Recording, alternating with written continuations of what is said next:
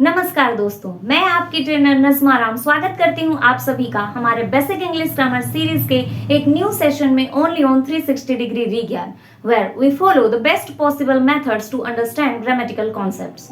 अब तक हमने अपने वीडियो सीरीज में नाउन के पार्ट को इनसाइड आउट कंप्लीटली कवर कर लिया है and now it's time for us to explore every nook and corner of determiners. So don't miss out any video on this channel because they are going to be very much informative, beneficial and valuable for you. So जुड़े रहिए मेरे साथ and let's kick off our class. Last class में already हमने determiners के series को start कर लिया था और वहां पे हमने ये जाना कि डिटर्मिनर्स जो हैं ऑलवेज ही नाउन के साथ यूज होने वाले ग्रामेटिकल कॉन्सेप्ट हैं। वो नाउन के पहले ही प्लेस होते हैं और वो हमें नाउन के बारे में ही कुछ इंपॉर्टेंट फैक्ट्स या इंफॉर्मेशन देते हैं। सो वो डिटर्मिनर जो हमें नाउन के पर्टिकुलर या जनरल होने के बारे में इंफॉर्मेशन देता है उसको हम कहते हैं आर्टिकल्स, जो कि हमारे फर्स्ट टाइप ऑफ डिटर्मिनर्स में इंक्लूड होता है, जिसके बारे में हमने लास्ट क्लास में पढ़ लिया था।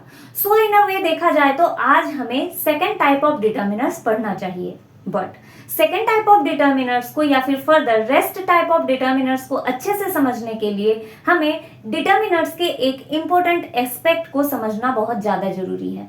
वो इंपॉर्टेंट एस्पेक्ट क्या है आइए जानते हैं। जिस तरह से डिटर्मिनर्स नाउन के साथ ही यूज होने वाले ग्रामेटिकल कॉन्सेप्ट हैं, उसी तरह से एक और ग्रामेटिकल टर्म है जो कि हमेशा से ही नाउन के साथ डिटर्मिनर्स की तरह यूज होता है और उस ग्रामेटिकल टर्म को हम कहते हैं एडजेक्टिव्स।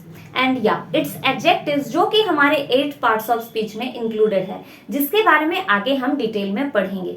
सो डिटर्मिनर्स और एडजेक्टिव्स अगर ये दोनों ही हमारे नाउन के साथ यूज होने वाले ग्रामेटिकल कॉन्सेप्ट हैं, तो एक सेंटेंस में नाउन के साथ जो वर्ड्स यूज हो रखे हैं उनमें हम डिफरेंशिएट कैसे करें कि वो डिटर्मिनर है या एडजेक्टिव है। इसको समझने के लिए हमें डिटर्मिनर्स और एडजेक्टिव्स को कंपैरिजन के थ्रू समझना होगा। तो चलिए देखते हैं। So in the very first point हम इनके डेफिनेशन के बारे में जानेंगे। डिटर्मिनर्स नाउन के मीनिंग को लिमिट करता है। कैसे?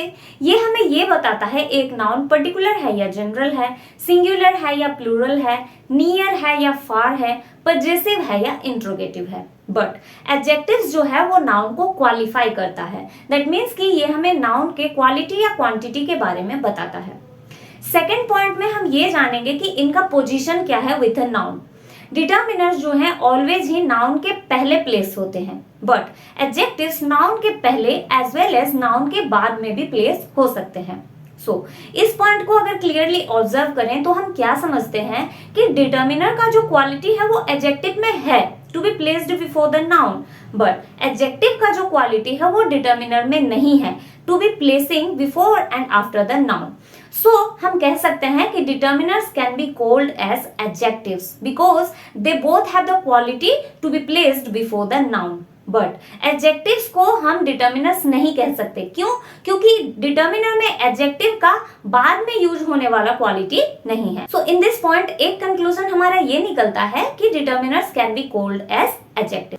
अब इन द थर्ड पॉइंट हम ये जानेंगे कि एक नाउन के साथ हम सिर्फ एक ही डिटर्मिनर को यूज कर सकते हैं, बट एडजेक्टिव्स के केस में हम इनको मोर देन वन भी यूज कर सकते हैं।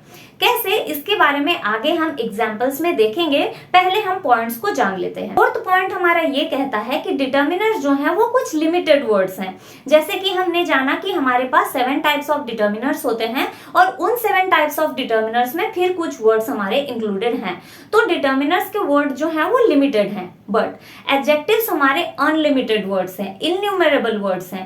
पहले तो एडजेक्टिव्स, फिर उनके सिनोनिम्स हैं, फिर सिनोनिम्स के एंटोनिम्स हैं। तो इस तरह से हमारे पास एडजेक्टिव्स जो हैं वो बहुत सारे वर्ड्स हैं, unlimited and innumerable. Now the last and the most important point is that कि डिटर्मिनर्स के फॉर्म चेंज नहीं होते, बट एडजेक्टिव्स के फॉर्म चेंज होते हैं। उनको हम कंपैरेटिव एंड सुपरलेटिव डिग्री में लिखते हैं। कैसे? आइए इन सारे पॉइंट्स को हम एग्जांपल्स के थ्रू देखते हैं। मैंने यहाँ पे 2 सेंटेंसेस लिखे हैं। First sentence the girl is beautiful and second sentence is this is a beautiful girl. इन दोनों ही सेंटेंसेस में हमारे पास एक नाउन, एक एडजेक्टिव और एक डिटर्मिनर है। नाउन हमारा कौन सा है? जो कि एक नेमिंग वर्ड है, गर्ल। ओके, अब गर्ल नाउन है और एडजेक्टिव क्या है? जो कि नाउन को क्वालिफाई करता है। तो नाउन के क्वालिटी को जो बता रहा है वो क्या है? ब्यूटीफुल। तो ब्यूटीफुल हो गया हमारा एडजेक्टिव।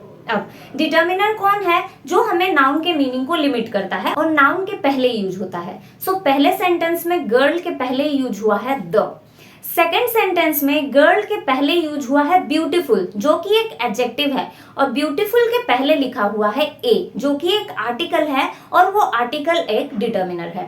तो इन दोनों सेंटेंसेस में हमने डिटर्मिनर, एडजेक्टिव और नाउन को पिक आउट कर लिया। अब इनके पोजीशन देखिए। फर्स्ट सेंटेंस में ब्यूटीफुल जो है वो गर्ल के बाद यूज हो रखा है, after the noun, and second sentence में ब्यूटीफुल जो है बिफोर नाउन यूज हो रखा है। तो यहाँ पे हमें पता चलता है कि एडजेक्टिव जो है नाउन के पहले और नाउन के बाद में दोनों ही केसेस में यूज हो सकते हैं। बट डिटर्मिनर को देखिए, द गर्ल फर्स्ट सेंटेंस में वो जस्ट बिफोर नाउन यूज हुआ है, और सेकंड सेंटेंस में वो बिफोर एडजेक्टिव यूज हुआ है। भले ही वो एडजेक्टिव के पहले यूज हुआ हो, लेकिन वो यूज हुआ है नाउन के लिए। हम गर्ल को बोल रहे हैं, there is a girl, there is a beautiful girl, ठीक है। तो अ भी हमारा गर्ल के लिए यूज हुआ है, जो कि एक डिटर्मिनर है, और ब्यूटीफुल भी हमारा नाउन के लिए यूज हुआ है, जो कि एक एडजेक्टिव है। सो दोनों ही केसेस में डिटर्मिनर्स जो है नाउन के पहले यूज हुए हैं।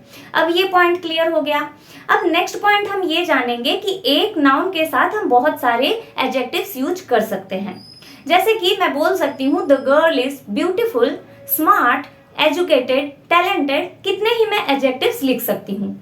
बट डिटर्मिनर को हम एक ही लिख सकते हैं। या तो मैं लिख सकती हूँ द गर्ल इज ब्यूटीफुल, या तो मैं लिखूंगी अ गर्ल इज ब्यूटीफुल, या फिर मैं लिखूंगी दिस गर्ल इज ब्यूटीफुल, ठीक है।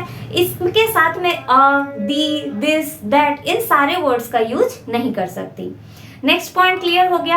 अब लास्ट पॉइंट में हम ये जानेंगे कि एडजेक्टिव्स जो हैं वो फॉर्म्स कैसे चेंज करते हैं। ब्यूटीफुल को हम कंपैरेटिव डिग्री में मोर ब्यूटीफुल और सुपरलेटिव डिग्री में मोस्ट ब्यूटीफुल कहते हैं। Talented, more talented, most talented, smart, smarter, smartest. So इस तरह से हमने एडजेक्टिव्स के फॉर्म को सुपरलेटिव और कंपैरेटिव डिग्री में चेंज किया, बट आर्टिकल्स के फॉर्म चेंज नहीं होते। सो इस तरह से हमने देखा कि डिटर्मिनर्स और एडजेक्टिव्स में कंपैरिजन के थ्रू हमने जाना कि इन दोनों में सिमिलरिटीज क्या है और डिफरेंसेस क्या है। सो यहाँ पे हमने डिटर्मिनर्स एंड एडजेक्टिव्स को कंपैरिजन के थ्रू, क्लियर पॉइंट्स के थ्रू एंड इजी एग्जांपल्स के थ्रू बहुत ही अच्छे से समझ लिया है। I hope you understood everything quite well. If you have any question or doubt regarding this topic, or if you would like to suggest me any topic for our next video, please leave a comment below. Until then, keep exploring, keep learning, and keep improving your language skills. See you next time. Take care. Bye-bye.